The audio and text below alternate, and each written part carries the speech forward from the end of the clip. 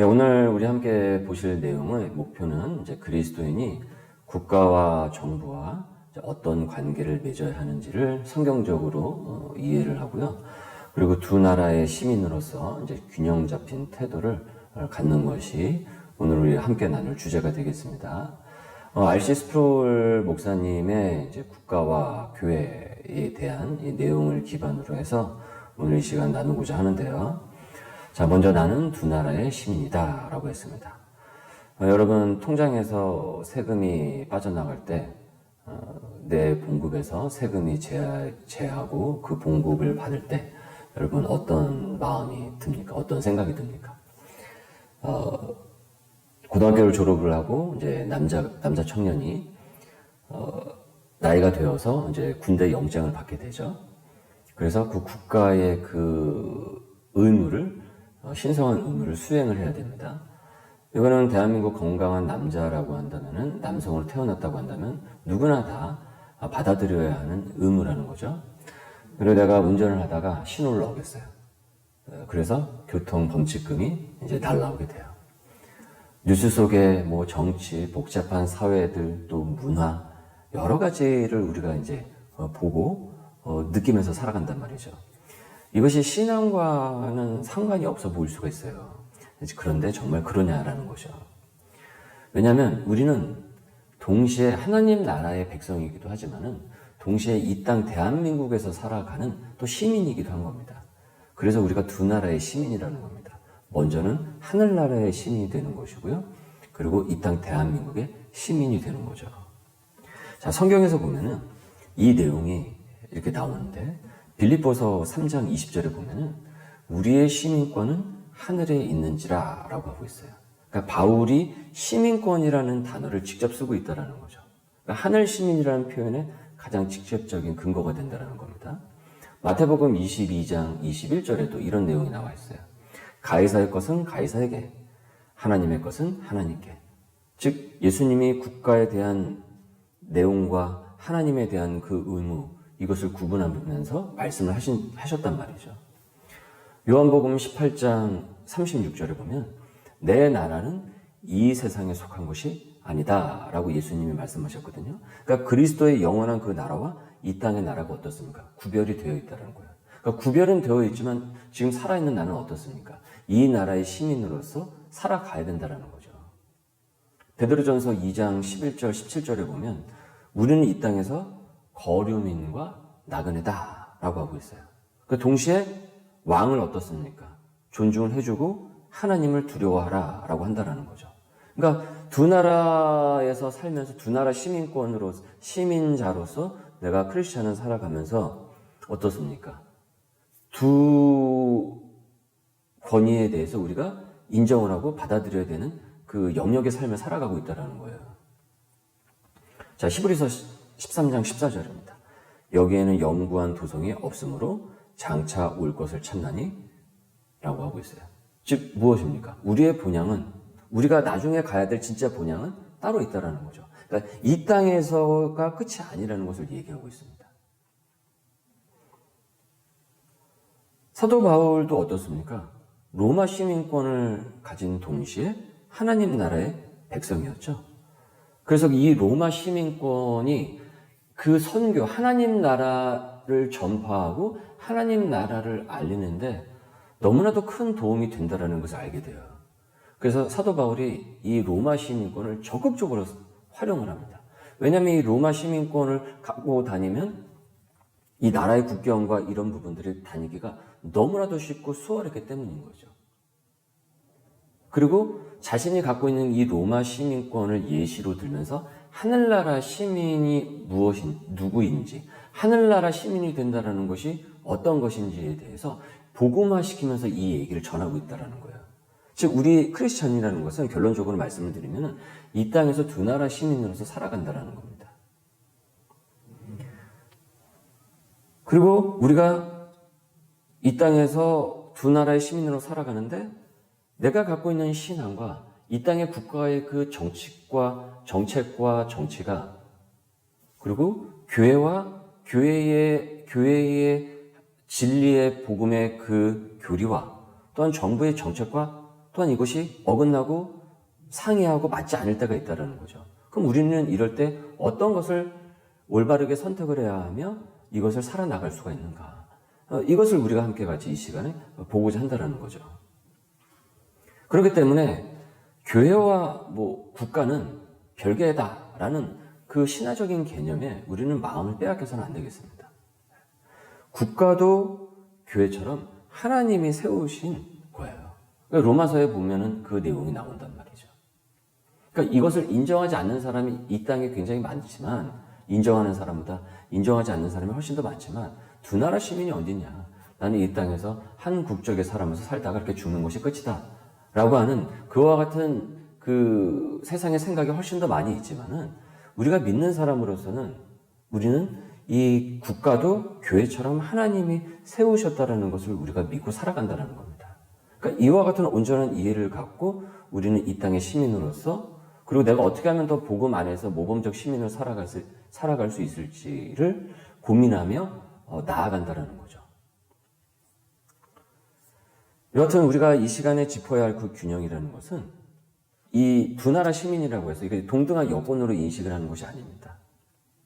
하늘나라 시민권이 궁극적이고 우리에게는 우선이 되는 것이고, 이 땅의 시민권은 실제이지만 어떻습니까? 잠정적인 것이죠. 그래서 나그네와 거류민이다 라고 얘기했단 말이에요. 즉 노마드 영성을 갖고 우리는 이 땅에서 살아가는 거예요. 유목민이에요, 사실은. 그래서 우리에게 지난 주일에도 말씀을 드렸지만은 청직이라고 말씀을 했잖아요. 청직이. 우리는 이 땅에서 어떻습니까? 그 모든 것, 내가 지금 갖고 있는 모든 것은 나의 것인 것처럼 보이지만 성경은 뭐라고 얘기하고 있습니까? 예수님께서는 남의 거라고, 남의 것이라고 얘기했죠. 그래서 남의 것이라는 것 곧 하나님 거예요. 즉 남의 것에 너희들이 충성하지 못하면서 어떻게 하나님께서 너희에게 너희의 것을 줄 수가 있겠느냐라고 했습니다. 그 너희의 것이라는 것이 무엇입니까? 하늘나라의 영원한 것이라는 거죠. 즉 이 땅에서 우리가 충성된 모범적 하나님의 복음에 입각한 하나님 나라의 시민으로 살아가는 것은 영원한 하나님 나라를 온전히 바라보는 기독교인의 온전한 신앙 양식이라는 겁니다. 자, 이와 같은 측면에서 오늘 우리가 살펴보면은, 그래서 사람보다 우리가 하나님께 먼저 순종을 하는 것이고, 사도행전 5장 9절에 나오죠. 그리고 이 두 영역 위에는 한 분 하나님이 절대적 주권자로 계시다라는 거예요. 그래서 우리는 이 땅의 국가와 정치와 모든 것을 바라볼 때도 하나님 나라의 세계관 속에서, 하나님께서 이 땅을 창조하셨다는 그 세계관 속에서 이 땅을 온전히 우리가 바라보게 될 때 우리는 흔들리지 않는, 치우치지 않는 그 바른 복음의 진리를 갖고 이 땅의 국가와 나라, 세상의 정세를, 이 시류를 우리가 분별하고 바라볼 수가 있겠습니다. 자, 먼저 1장 공권력, 그래서 정부란 무엇인가 라고 했어요. 자, 한 줄로 말씀을 드리면 정부의 본질은 힘이에요. 힘이죠. 정부는 힘을 갖고 있어요. 그런데 그 힘의 근원은 누가 됐냐면 하나님이 된다라는 겁니다. 정부는 힘을 갖고 있어야 됩니다. 그래서 그 공권력을 통해서 올바른 정의를, 공의를 수행을 해야 되는 것이죠. 자, 정부의 본질을 한 단어로 말하면은 힘이다. 단 평범한 그 힘이 아니라 법으로 위임된 합법적 강제력을 갖고 있는 거예요. 즉, 그 법에 위배된 것을 행하는 사람과 그런 상황이 벌어지게 되었을 때 그것을 어떻습니까? 그 힘을 사용하여서 강제적으로 그것을, 그 불의를 정의로, 공의로 바꿔야 되는 거예요. 그래서 시민에게 때로는 필요하면 특정 행위를 강요할 수도 있고 금지할 권한을 가진 조직이라는 거죠. 여러분, 그것이 정부입니다. 자, 그렇다면 그 힘은 어디서 왔냐라는 거예요. 그 힘은. 그것이 하나님께로부터 왔다라는 거예요. 그러니까 창조주이시기에 만물의 주인이시기 때문에 사람을 지으셨을 때 뭐라고 말씀을 합니까? 땅을 정복하고 다스리라 라고 했습니다. 땅을 정복하고 다스리라. 그게 한마디로 말하면 뭡니까? 통치죠. 맡긴 것이죠. 그러니까 이 청지기와 통치는 같은 맥락을 갖고 있는 거예요.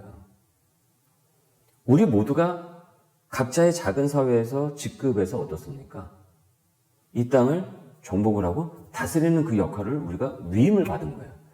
즉 이것은 내가 주인이어서 내가 그 힘을 행사하는 것이 아니라 그분으로부터 위임을 받았다는 이 의식 가운데서, 청지기적 의식 가운데서 소명의 그 통치와 그 다음에 다스림을 우리가 행사해야 하는 거예요.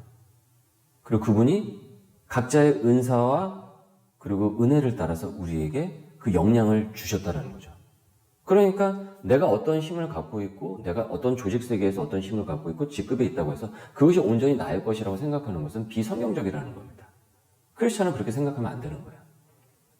그래서 언제나 기도를 하면서 어떤 결정 앞에서 언제나 하나님 앞에 기도를 하고 겸손한 마음으로 그 선택을 신중하게 해야 되는 이유가 여기에 있는 거예요. 자, 그래서 하나님이 정부에 맡기신 이 임무는 네 가지로 정리가 되는데, 먼저는 악을 억제하고 생명을 보호하는 것이다. 그리고 사유재산을 보호하는 겁니다. 또 세 번째는 개혁과 정의, 공정한 처우를 보장을 하는 것이죠. 네 번째, 사랑과 함께 창조의 세계를 돌보는 거예요. 환경을 돌보는 것도 여러분 우리가 매우 중요한 하나님의 명령이에요. 그러니까 이 땅의 나라와 정부는 환경을, 자연을 훼손하면 안 되는 거예요. 그 자연 속에서 함께 같이 더불어가는 삶을 추구해야 되는 것이죠. 즉 정부가 존재하는 이유는 결국 이 보호의 사명 때문이라는 거죠. 그래서 신명기 24장 1절에, 시편 24장 1절에 보면은, 24편 1절에 보면, 땅과 거기에 충만한 것이 다 여호와의 것이로다 라고 했어요. 그러니까 만물의 주인 되심을 얘기하고 있죠. 그리고 창세기 1장 28절입니다. 정복하라, 다스리라. 이것이 무엇입니까? 인간에게 통치를 위임하셨다라는 거죠. 그리고 로마서 13장, 정부의 기원과 역할의 핵심 본문이 로마서 13장에 나오고 있어요. 자, 2장, 시민 복종입니다. 그럼 왜 권위에 우리는 순종하는가? 인간이 만들어낸 그 국가의 그 권위에, 그 조직에 우리는 순종을 하는가?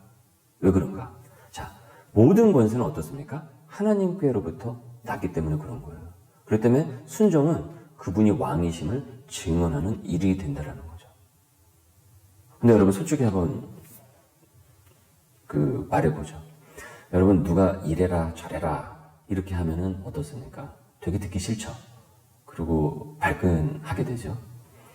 이게 권위에 사실 인간이 복종을 한다는 거는 사실 인간의 그 본성을 거스르는 일이에요. 그러니까 기질적으로 인간은 누구의 말을 따르는 걸 되게 싫어해요. 여러분 애들 보세요. 청개구리 동화가 왜 있겠습니까? 이렇게 하면 저렇게 하고 저렇게 하라고 그러면 이렇게 한단 말이에요. 이게 청개구리 본성이 우리 가운데 있다라는 거죠. 그 청개구리 본성을 얘기해 준 가장 먼저 범한 사람들이 아담과 하와 아닙니까? 근데 우리들도 그렇잖아요. 우리도 누군가에게 그 얘기를 들으면 되게 싫어한단 말이에요. 일단 싫어요. 그게 옳고 틀리고를 떠나서 일단은 누군가 나한테 그 얘기를 하는 것 자체가 그냥 싫어요. 그 스프로건 목사님이 그런 얘기를 했어요. 뭐라고 얘기했냐면은, 만약에 내가 그리스도인이 아니었다고 한다면은, 내가 예수님을 믿지 않았다고 한다면은, 내 기질상 나는 권위에 복종을 하려고 하지 않았을 것이다 라고 얘기를 하고 있어요. 그러니까 본인이 그랬을 거예요. 그러니까 본인의 기질을 그분도 너무나도 잘 알고 있는 거죠. 나는 누구의 말도 듣지 않는 게 반군 기질이 강한 사람인데, 내가 예수를 믿었기 때문에, 내가 하나님을 믿기 때문에 나도 그 권위에 복종을 하려고 하는 삶을 살려고 했다라는 겁니다. 그 미국의 시민으로서. 여러분, 이것이 국가만 그런 것이 아니라 부모도 그렇죠. 그리고 나를 가르쳐주는 선생님도 그래요. 그리고 군대에 들어가지 않습니까? 그럼 군대 선임도 그 안에서 어떻습니까? 그 권위예요. 직장은 어떻습니까? 직장에도 상사의 개념이 있지 않습니까? 여러분, 이런 것을 이렇게 쭉 이렇게 놓고 봤을 때 여러분이 가장 순종하기 힘든 권위는 누구냐라는 겁니다.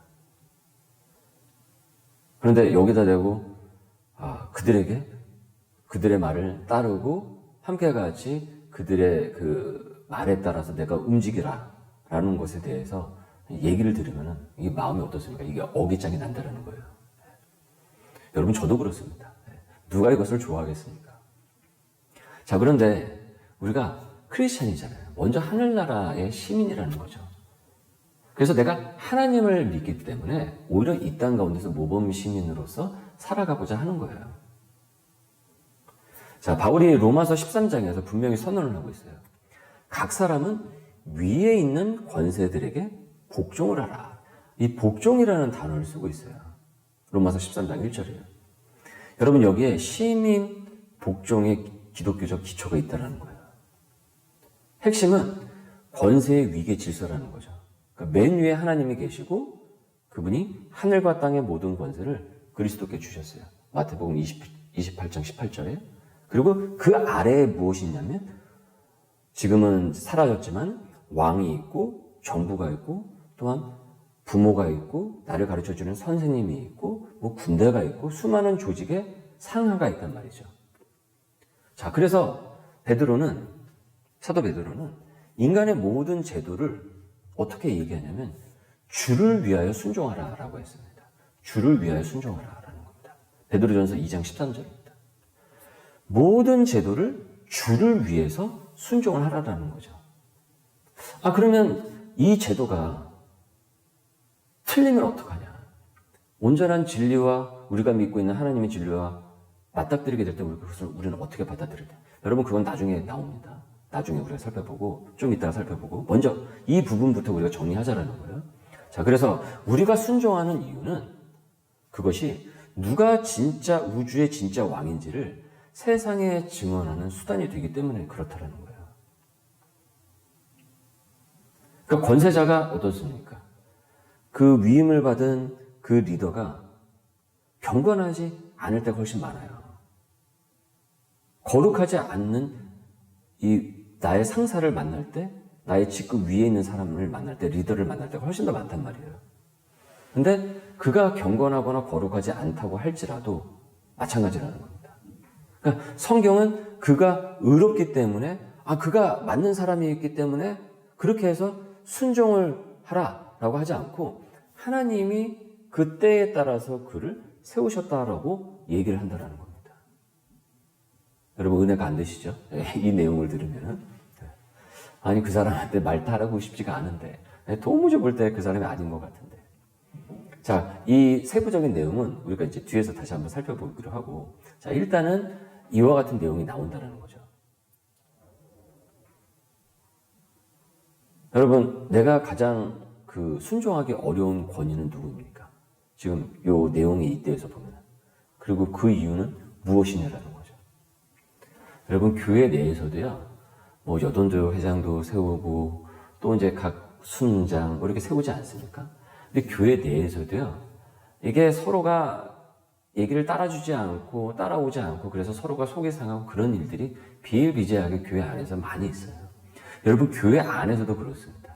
하나님 잘 한번 믿어보자. 우리 하나님 나라를 온전히 섬기면서 이 땅 가운데서 전하면서 살아보자 라고 하는 교회의 조직도 그렇다라는 거예요. 교인들이 그래요. 그렇다고 한다면 여러분, 교회 밖의 세상은 어떻겠습니까? 우리가 살고 있는 이 세상은 어떻겠습니까? 별의별 일들이 다 일어난다는 거죠. 그러니까 이처럼 우리가 오늘 이 말씀을 이렇게 쭉 살펴보면서 어떤 게 바른 그 하나님의 뜻일까? 이것을 분별하기가 되게 세부적이고 때로는 어떤 부분은 되게 이렇게 어려울 수가 있어요. 그럴 때 이제 성령의 지혜가 필요한 것이죠. 자, 이 질문도 한번 보세요. 나의 순종이 하나님이 왕이심을 증언하는 일이 된다는 말은 어떤 의미로 나한테 다가오냐라는 거죠. 그 권위가 내가 볼 때는 별로 마음에 들질 않아요. 틀린 게 너무 많아요. 그럼에도 불구하고 내가 하나님의 말씀에 잇대어서 하나님의 왕이심을 증언하는 그 일이 오히려 이 일을 통해서 된다라는 말이 내게 어떤 의미로 다가오냐라는 거죠. 여러분, 사울이 다윗을 죽이려고 했죠. 그래서 끝내는 도망갔습니다. 도망칠 수밖에 없었고요. 그리고 10년을 이 사울에게서 시달렸어요. 그리고 다윗이 사울을 죽일 수 있는 기회가 2번이나 그에게 주어졌습니다. 그런데 죽이지 않아요. 왜 그랬습니까? 왜 그랬습니까? 그냥 무턱대고 사울이 왕이니까 그랬을까요? 아닙니다. 하나님께서 세우신 일단은 그 사람이기 때문에 그 사람을 자신이 죽일 수 없는 거예요. 그래서 그가 죽일 기회를 내버려 두게 됩니다. 그리고 옷자 하나만 베어서 나중에 저기 멀리서 알려주죠. 나한테 기회가 있었는데 내가 당신을 그렇게 하지 않았다. 사울이 그걸 보고서 미안하다 하면서 울고불고 합니다. 근데 또 그러죠. 그러니까 다윗의 상사도 어떻습니까? 거룩은커녕 악질 중에 악질을 만난 거죠. 그런데 여러분, 다윗의 삶이 보여준 게 무엇입니까? 다윗이 사울을 통해서 하나님의 영광을 드러내더라라는 것 아니겠습니까? 우리가 다니엘서 살펴봤죠. 여러분, 다니엘이 여러 명의 왕을, 이방의 왕을 모시는 그 직책이었죠. 가장 고위 공직자였어요. 게다가 포로 신분을 외국인 신분으로서 거기에 고위 공직자가 된 거예요. 그러니 얼마나 이 다니엘에도 고충이 컸겠습니까? 그러니까 이 다니엘서를 보면은, 우리가 이 땅에서 사는 두 나라의 시민으로서 어떤 영성을 갖고 어떤 분별력을 갖고 살아가는지 이 다니엘의 삶을 통해서 우리는 귀한 메시지를 우리가 얻을 수가 있어요. 다니엘서 다시 한번 그 전에 했던 거 한번 살펴보시고요. 자, 제 3장, 칼과 열쇠입니다. 국가와 교회의 다른 무기다라는 겁니다.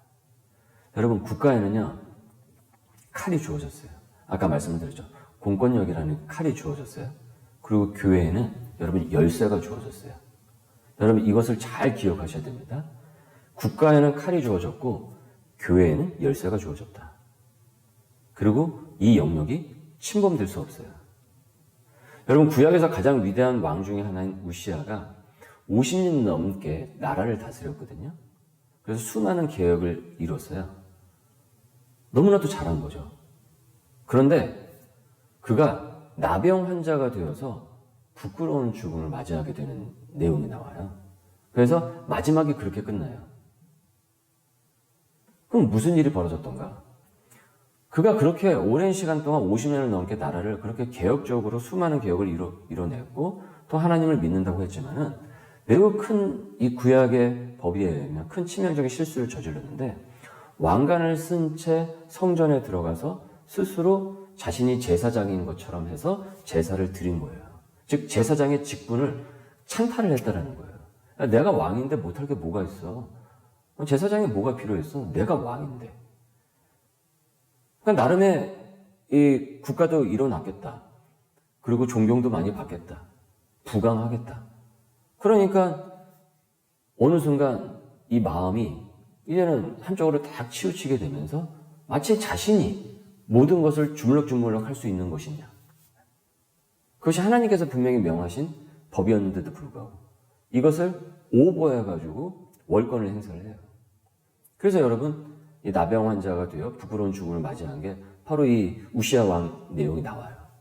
즉 국가가 왕이 교회 제사장의 일을 넘본 순간 하나님께서는 그를 나병을 치셨다라는 거죠. 자, 이 내용의 메시지가 무엇이냐면 성경은 국가와 교회 두 기관에 서로 다른 무기를 주셨어요. 국가에는 칼이 있어요. 그래서 로마서 13장 4절에 이 내용이 나와요.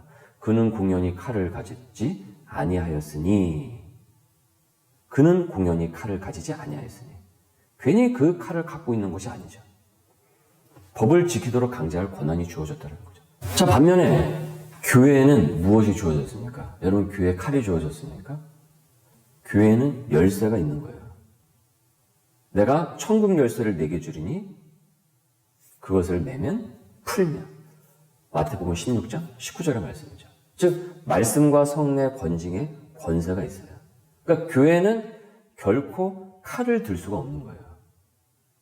그 강제력, 국가가 갖고 있는 그 강제력을 들 수가 없어요. 그러니까 기독교의 표식은 칼이 아니라 무엇이 돼요? 십자가가 된단 말이에요. 십자가. 거대한 예수님께서 주셨던 그 십자가가 우리의 무기가 되는 거예요. 이슬람이 그 초승달 칼을 내세우는 것과 어떻습니까? 대조가 된단 말이죠.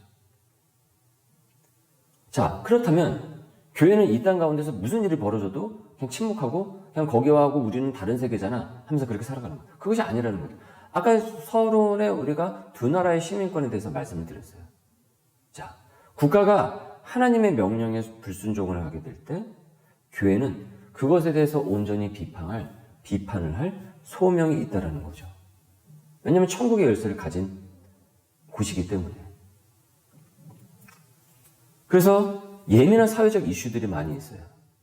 낙태법에 대해서 항의를 한다라는 것은 국가더러 교회가 되라는 것이 아니라 국가가 국가의 일을 제대로 하라는 이 기독교적 진리의 가치에 대해서 우리가 요구를 한다는 겁니다. 예, 스프롤 목사님이 이 내용을 적고 있어요. 왜냐하면 미국이라는 사회도 지금 이 낙태라는 것이 굉장히 이슈가 폭발적으로 할 때 있지 않습니까? 여러 가지 부분들이. 그리고 이것이 언제나 이 교회와 세상의 그 첨예한 어떤 신경이 쓰이는 일들이 많이 있잖아요. 이런 부분들이. 우리 교회 안에서도 의견이 막 나누고 그러지 않습니까?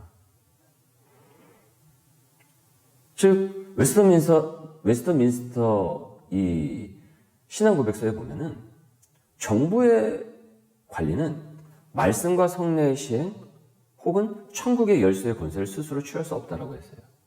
그러니까 정부의 관리가 거기까지 침범할 수 없다라는 거죠. 교회는 정부와 같은 칼을 들고 이 땅 가운데서 막 휘두르면 안 돼요.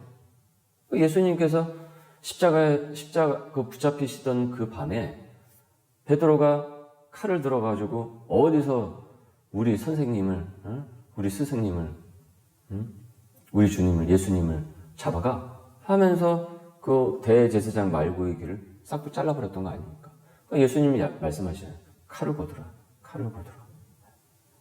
예수님께서는 그 순간에도 우리 크리스찬에게 교회가 무엇인지에 대한 바른 교회론을 그 순간에도 우리에게 보여주셨다고 생각을 합니다.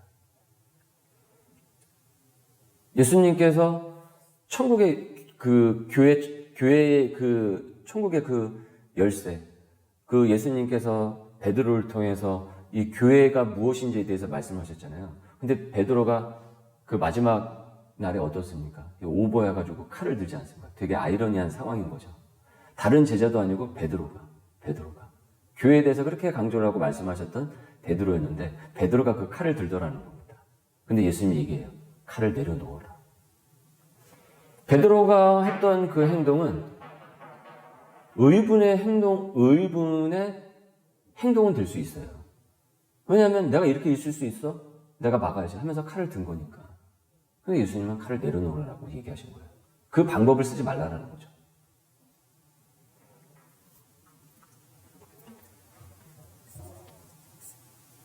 여러분, 교회가 국가의 일에 또는 국가가 교회의 일에 끼어드는 그 사례를 여러분 보신 적이 있습니까?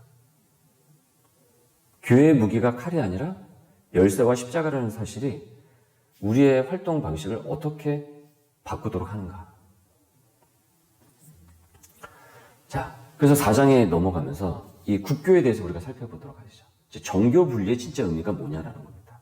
자, 정교 분리라는 것은 국가가 신앙에 간섭을 못하게 한 것이지, 여러분 이것이 하나님을 배제라는 뜻은 아닌 거예요.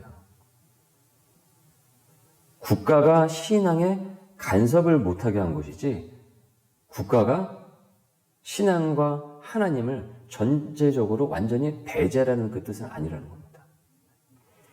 자, 그런데 오늘날엔 정교 분리가 정부는 하나님을 아예 배제하고 통치해야 한다는 뜻으로 우리가 생각을 하게 됩니다. 그렇게 받아들이게 돼요. 심지어 교회를 다니시는 분들도.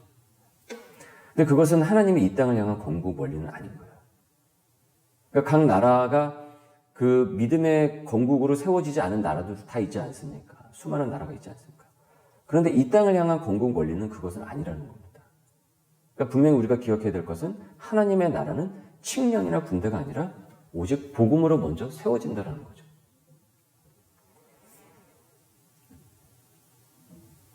자, 만약에 그러면 자, 정부와 이런 것에 대해서 좋아, 우리가 따라가자 이거예요. 근데 그 정부가 타락을 할 때가 있어요.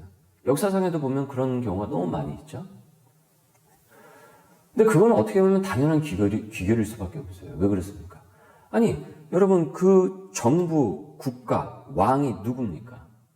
외계인입니까? 어디서 뭐 하늘에서 뚝 떨어진 뭐 천사가 합니까? 인간이에요, 인간이. 인간이 세우고, 인간이 그 권위를 받아서 자신의 정치력을 행사를 한단 말이에요. 근데 인간 자체가, 그 본성 자체가 어떻습니까? 훼손이 되어 있는데, 죄로 훼손이 되어 있는데, 어떻게 거기서 나오는 5만 가지, 수만 가지 정책과 그 내용들이 항상 공의롭고 정의로울 수가 있겠어요? 그건 불가능해요. 그런 일은 나올 수가 없어요. 누군가에게는 그게 정의롭게 보이고요. 누군가에는 이해와 실익에 따라서 그게 되게 불리하고 불공평하게 보여요. 그런 예민한 것들이 얼마나 많습니까? 그래서 그것 때문에 막 싸움이 나고 막 그러잖아요.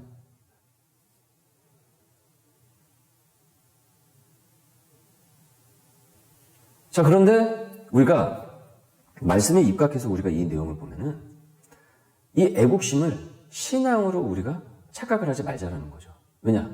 정부도 어떻습니까? 악의 도구가 될 수 있기 때문에 그렇다라는 거예요. 그 정부도. 왜냐하면 사람이 그 정부를 구성하고 있는 것도 결국은 사람이기 때문에 그런 거죠. 그러니까 언제나 여러분, 사람을 잘 봐야 되는 거예요. 언제나. 그래야 우리가 분별력이 훨씬 더 잘 걸러지게 됩니다. 즉, 교회와 국가 문제는 흔히 놓치는 영적 차원이 있다는 겁니다. 사도 바울은 우리의 씨름은 혈과 육을 상대하는 것이 아니라 하늘에 있는 악한 영들을 상대함이라 라고 하면서 에베소서 6장 12절에 말씀하고 있어요. 사도 바울이 세계 선교를 하면서 여러 지역을 선교를 할 때 수많은 정부의 정책과 그 로마의 입김, 그 다음에 그 나라의 그 오랜 시간 동안 세워졌던 그 문화의 그 부분들, 그리고 그 문화를 막 행사하고 있는 그 지역의 수장들과 수많은 어떻습니까? 갈등과 대립이 있었죠. 그런데 여러분, 그 갈등과 대립 가운데서 사도 바울이 어떻게 합니까? 칼을 듭니까? 아니에요. 복음을 들어야 십자가를 든다니까요. 그것이 여러분, 하나님 나라의 백성이 이 땅 가운데서 이 나라의 시민권으로서 행세해야 할 무기인 거예요. 그게 무기인 거예요.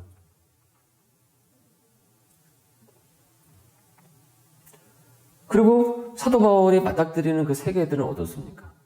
인간의 정부가 영적 권세의 도구가 되어 악을 행할 수 있다는 것을 사도 바울의 선교지를 막 돌아다닐 때 그걸 보게 돼요. 여러분, 지금도 선교지에서 사역하고 있는 분들, 뭐 아프리카라든지 그쪽에서 사역하고 있는 분들, 그 수많은 것들을 보게 돼요. 특히 아프리카에 사역할 때는 거기는 정부도 있지만은 거기에 부족 사회가 엄청 많대요. 정말 그리고 부족마다 언어도 되게 다르고 그 안에서 내전이 그냥 피 튀기게 일어난다는 거예요. 여러분, 거기서 얼마나 많은 갈등이 있겠습니까? 그리고 얼마나 첨예한 지혜가 필요하겠어요. 이 부족에게 복음을 전하고 저 부족에게 복음을 전하는데 둘의 이 정치적 그 가치관이 너무나도 다른 거예요. 별것도 아닌 건데 엄청 달라요. 그리고 그것이 오랜 역사 가운데 형성이 되어 있어요. 그 대립이. 이런 가운데서 어떤 이 복음의 정신을 갖고 온전한 그 십자가 복음의 그 정신을 갖고 선교를 할 수 있을까? 굉장히 첨예한 이 지혜, 고도의 지혜가 필요한 거죠. 그러니까 우리가 하나님의 말씀과 이런 기독교 세계관의 시간을 계속 배우고 익히고 이 세상은 계속 업데이트가 되고 있지 않습니까? 여러 일들이 계속 업데이트되면서 일어나잖아요. 근데 내가 하나님의 말씀과 이 기독교 세계관을 알고 익히는 것에 게으르게 한다고 한다면 우리도 모르게 그냥 그렇게 하는가 봐요 하면서 그냥 무작정 그렇게 따라가는 삶이 될 수밖에 없죠. 그래서 여러분, 두 나라의 시민으로 우리가 이 땅에 살아간다는 것은 오히려 더욱더 하나님의 말씀 앞에 더욱더 굳건하게 서야 된다는 의무와 그 말씀 앞에 순종해야 되는 이 거룩한 그 영성을 우리가 매일 가져야 된다는 것을 얘기하고 있어요. 그래서 우리는 게을르면 안 되는 겁니다. 영적인 부분들. 언제나. 자, 이처럼 인간의 정부도 영적 권세의 도구가 되어서 악을 행할 수가 있더라. 그래서 역사가 증명하고 있죠. 히틀러, 스탈린, 뭐 폴포트와 같은 그 같은 학살자도 많이 있지 않습니까? 이 수백만을 학살한 정권들이 되죠. 그래서 1장에서 본 정부의 사명을 뒤집어 보면은 타락의 모습이 보이더라는 거예요. 생명 보호를 하라고 정부가 생겼는데 생명 보호를 하지 못하고 생명을 죽이고 있어요. 그리고 생명을 보호하지 못하고, 그리고 그 사람들의, 국민들의 재산을 보호에 실패하면은, 그래서 남의 것을, 그것을 빼앗아가지고, 그것을 강제적으로 빼앗아가지고, 그것을 흐트러 놓는다라는 거죠. 그러니 우리는 이런 세상의 정부들을 우리가 이 땅 가운데서 보게 될 때, 악한 정치의 통치를 역사상을 이렇게 쭉 보게 되면서, 정치적 그 영향력을 이용하여서 정부가 이렇게 하라고 했다 라고 해서, 아, 나도 그렇게 도둑질을 해도 되는구나 라고 하는 것에 가담해서는 안 된다는 거예요.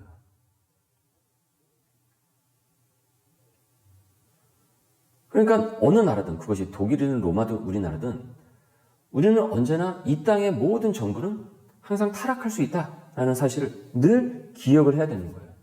그래야 내가 지지하는 그 정당이라고 할지라도,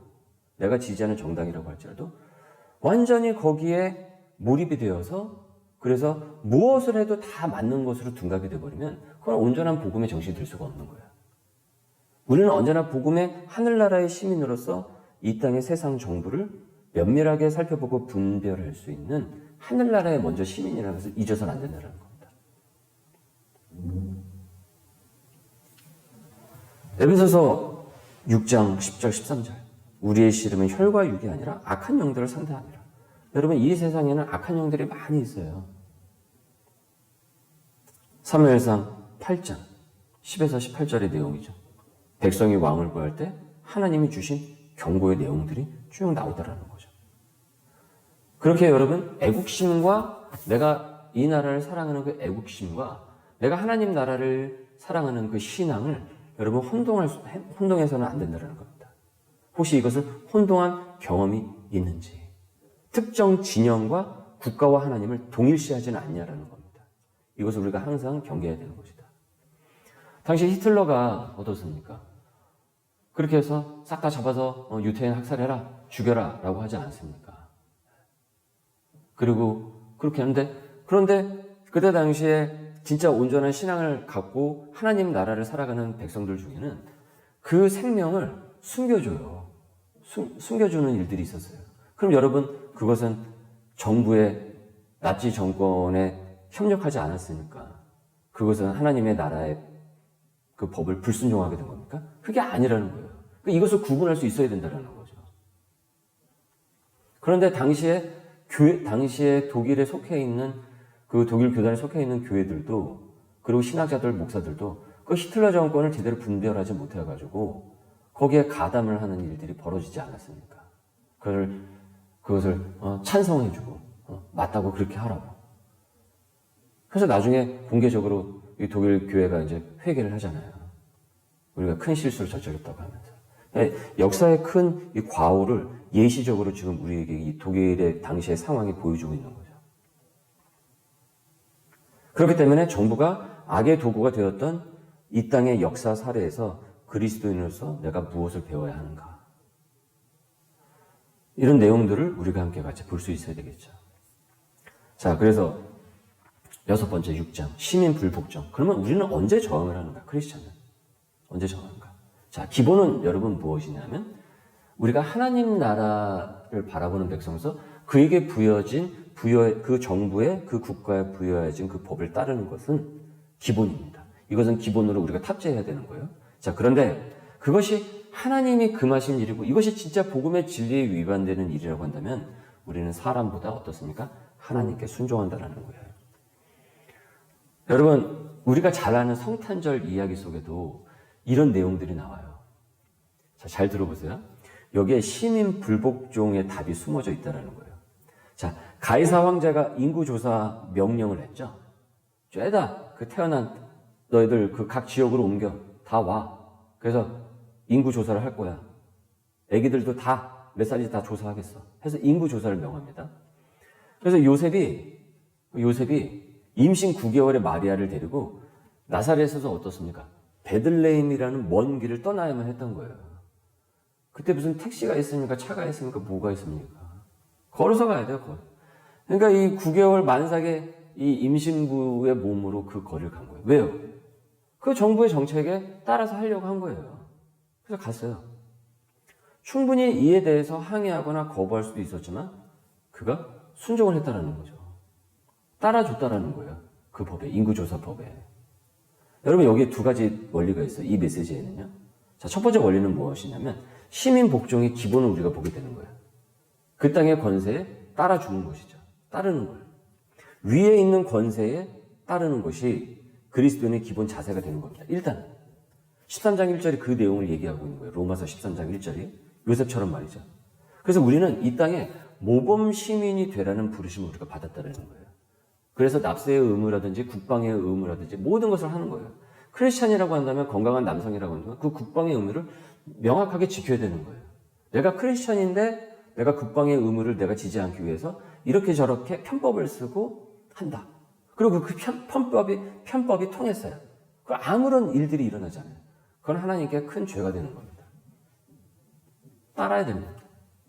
여러분 누가 군대 가기 좋아하는 사람이 누가 있습니까? 이 땅에. 그 좋아하는 사람 아무도 없어요. 다 물어보십시오. 그걸 좋아서 하는. 그러나 이 땅에 부여한 의무이기 때문에 따르는 것이고 무엇보다 크리스찬은 이 하나님의 말씀에 입각하여서 모범 시민이 되라는 그 부르심을 받았기에 거기에 따른다라는 겁니다. 이것이 기본이라는 거죠. 이것이 첫 번째 원리가 돼요. 자, 두 번째 원리는 무엇이냐? 시민 불복종의 예외가 있다라는 거예요. 자, 그런데 그 권세가 하나님이 금하신 일을 명하거나 하나님이 명령한 일을 금할 때 하나님의 진리의 복음에 위배가 되기 시작을 할 때는 이야기가 다르게 이야기가 다른 거예요. 베드로와 요한은 예수 이름으로 말하지 말라라는 공회의 명령이 그들에게 주어졌거든요. 예수의 이름 뻥끗하지도 마라고 했단 말이에요. 그런데 사람보다 어때요? 하나님께 순종하는 것이 옳다라고 하면서 그것을 과감히 거부를 했다는 거죠. 바로 여기에 있습니다. 즉 역사 속의 정당한 불복종의 예로서 여러 가지 예들이 있지 않습니까? 예민한 예들이 있는데 우리는 거기에 말씀에 입각하여서 그것을 본다라는 거죠. 미국의 경우를 보면은 부당한 인종차별법에 맞선 민권운동이 있었어요. 이 얘기를 하고 있어요. 스프롤 목사님이. 몽고메리 버스 보이콧 사건이라든지 자유승차 그와 같은 내용이 있었다. 왜냐면 그때 당시에는 어떻습니까? 흑인들은 버스를 승차를 할 때 백인이 타면 안 되고, 그리고 딱 말한 그 좌석에만 딱 앉아야 되는 거예요. 근데 그거는 어떻습니까? 그건 국가가 그렇게 강제한다고 하지만 그것은 뭐예요? 하나님의 복음의 법에 의하면은 그것은 틀린 거가 되는 거예요.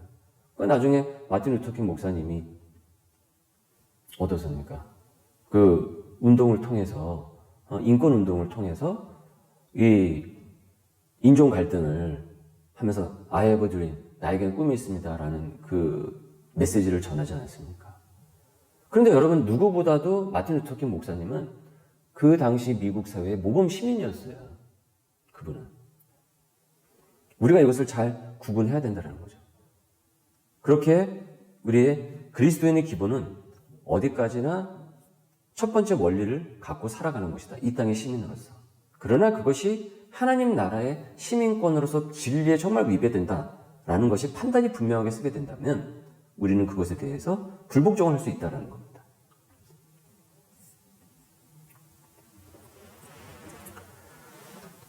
그래서 웨스터민스터 신앙고백서에 보면은 23장 4에 보면은 정부를 위해 기도를 하라라고 하고 있어요. 여러분 정부를 위해서 항상 기도를 해야 돼요. 그 정권을 위해서 기도해야 돼요. 내가 원하는 정권이 아니라고 할지라도 여러분 그리스도인이라고 한다면은 정부를 위해서 기도해야 되는 겁니다. 그것이 여러분 내가 지금 크리스찬이라는 것을 하나님 말씀에 따른다라는 따른다라는 그 증거가 되는 거예요. 내가 원하는 정부가 아니라고 할지라도.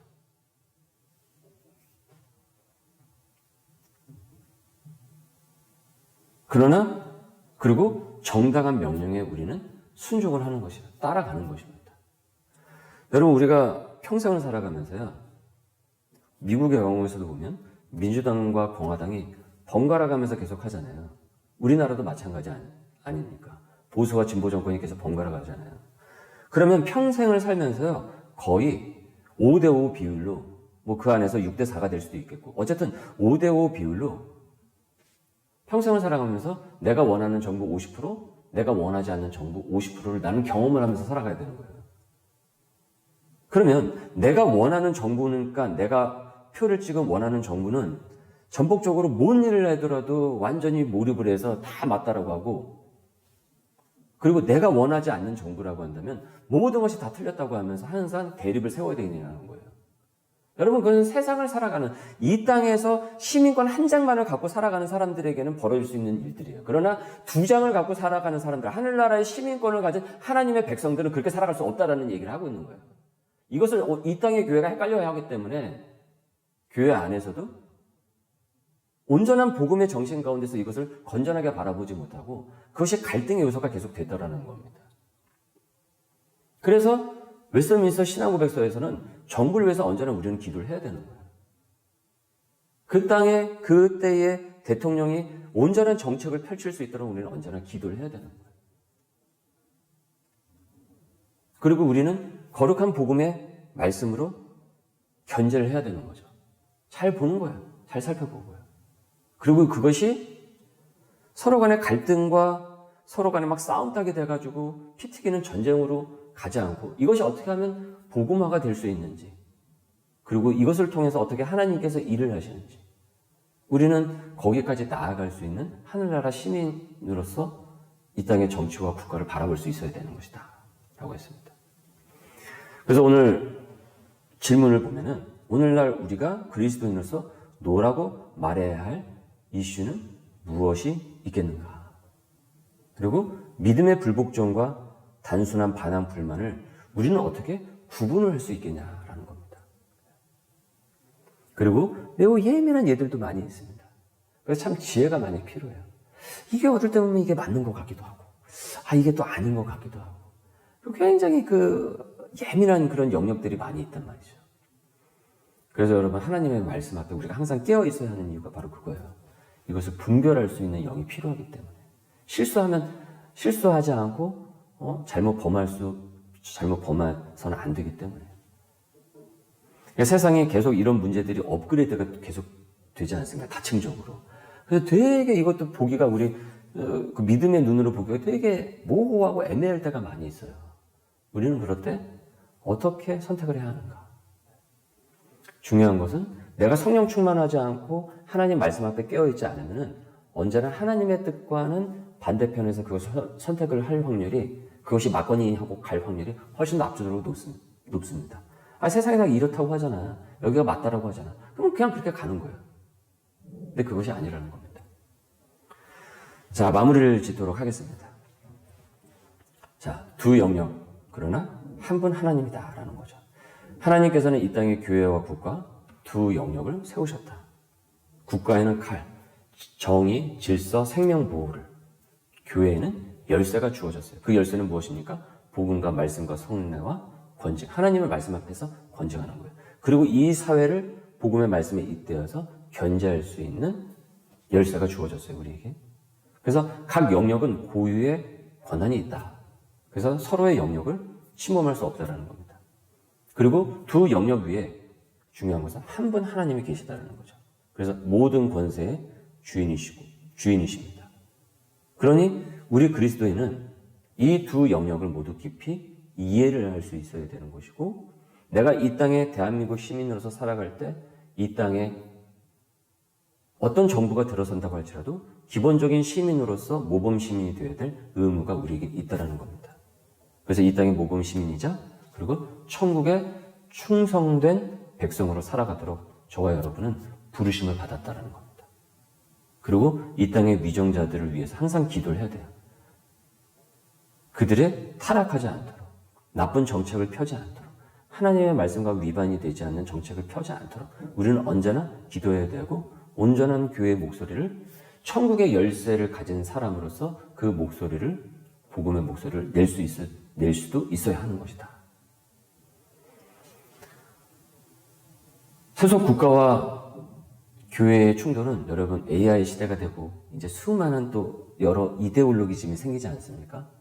그리고 세대가 이렇게 가면서 그 세대만의 고유한 나름의 또 이데올로기가 또다시 생겨요. 그러니까 계속 이것은 업데이트가 되고 되게 복잡해졌어요. 여러분 1000년 전에 지금 우리나라와 지금 1000년 후인 지금 우리나라의 생각의 이 폭은 어마어마하게 훨씬 더 넓어졌어요. 지식의 총량, 정보의 총량, 판단을 해야 될 양들은 무지 많아졌어요. 이 1000년 전보다. 그리고 앞으로 이후에 100년, 200년 후에는 더 많아지겠죠, 지금보다. 그래서 저는 세상이 이렇게 계속 발전해 간다고 하는데 얼마나 갈등은 더 심해질까? 싸움은 더 많아질까? 죄는 얼마나 더 진화가 되어서 복잡해질까? 그런 생각을 하게 되면 세상이 발전하는 것에 대해서 때로는 서늘한 마음이 들 때가 참 많이 있습니다. 제가 20대 청년 시절과 지금의 보고 있는 이 사회의 갈등들도 이렇게 많아졌는데, 그래서 세속 국가와 교회에 우리가 갖고 있는 그 진리의 복음의 충돌이 앞으로 더 늘어날지도 모른다는 거예요. 그런데 모른다. 그러나 우리가 복음에 대해서, 진리에 대해서 저항할 것은 온전한 칼로 저항하는 것이 아니라 온전한 복음의 소리로 저항할 수 있다. 그리고 동시에 주님의 주권 안에서 우리가 이것을 잃으면 안 되는데 평안히 거할 수도 있어야 된다. 왜 그랬습니까? 하나님이 하나님이 되시기 때문에 그런 겁니다. 하나님께서 이 땅을 통치하고 계시기 때문에 그렇습니다. 이 땅의 위정자들이 이 땅을 통치하는 것이 아니라 하나님께서 이 땅을 통치하시기 때문에 그렇습니다. 그래서 우리가 그 말씀을 믿고 예수님께서 이 땅에 오셔서 모든 것을 최종적으로 교통 정리를 하실 때 생명의 부활과 사망의 부활이라는 것을 온전히 믿고 우리는 온전히 신이 그분의 교회를 섬기고 그분이 세우실 그 교회와 복음에 우리가 청지기로서 함께 그 소명의 삶을 살아나가야 된다. 그리고 영원한 하나님의 나라는 어떻습니까? 도래하고 있어요. 이제 점점 그 나라로 가고 있는 거예요. 새하늘과 새 땅의 나라로. 그러면 우리가 이 땅에서 황제의 칙령도 군대의 힘도 어떤 거다 하나님의 나라를 무너뜨릴 수도 없고 세우지 못한다는 거죠. 왜냐하면 하나님의 나라는 하나님께서 세우시니까. 그래서 믿는 자인 우리가 할 일은 가장 먼저는 무엇이냐면 오직 복음의 선포만이 그리스도를 알리는 것입니다. 그분이 정하신 능력이 됩니다. 그렇게 우리의 소망은 바로 거기에 있다. 마태복음 16장 18절입니다. 내가 이 반석 위에 내 교회를 세우리니 음부의 권세가 이기지 못하리라. 네, 기도하겠습니다. 은혜가 많고 감사하신 하나님 아버지, 우리를 먼저 하늘나라 시민으로 불러주심을 감사드립니다. 이 땅에서 우리가 모범 시민으로 살아가되 먼저 충성은 영원한 왕이신 그리스도께 드리는 삶이 될 수 있도록 인도하여 주시옵소서. 똑같이 칼을 들고 살아가던 저의 모습도 있었고 어떤 조직에서 작은 곳에서 마치 내가 무엇인가 된 것인 마냥 하나님의 권능과 권위를 무시하고 내 뜻대로 했던 것을 주님 용서하여 주시옵소서. 그곳이 가정이든 내가 속한 사회이든 교회이든 그 모든 권위와 모든 것들은 하나님으로부터 나온다는 것을 겸손히 인정하고 주님께서 우리에게 위임하신 또한 그 능력을 주님의 말씀에 따라서 행사할 수 있도록 지혜와 능력을 더하여 주시옵소서. 칼이 아니라 복음의 소망을 두게 하여 주시고 영원한 나라를 끝까지 바라보게 하여 주옵소서. 분별의 영이 필요합니다. 세상 끝날까지 너희와 함께 하신다라는 말씀을 믿고 제자로서 복음의 도를 지키고 확장하도록 능력을 더하여 주시고 주님, 이 땅의 교회가 점점 약해지고 있습니다. 주님, 약해지지 않게 하여 주옵소서. 복음으로 다시 분연히 일어날 수 있도록 주님 붙들어 주옵소서. 이 땅에 하나님 나라의 그 복음이 이 땅의 교회를 통하여 예수 그리스도의 교회를 통하여 다시 한번 건강히 세워지게 하여 주시고 복음의 사람으로 더욱더 거듭난 이 땅 하늘나라가 이 땅 대한민국이 될 수 있도록 역사하여 주옵소서. 감사하며 예수님의 이름으로 기도드립니다. 아멘.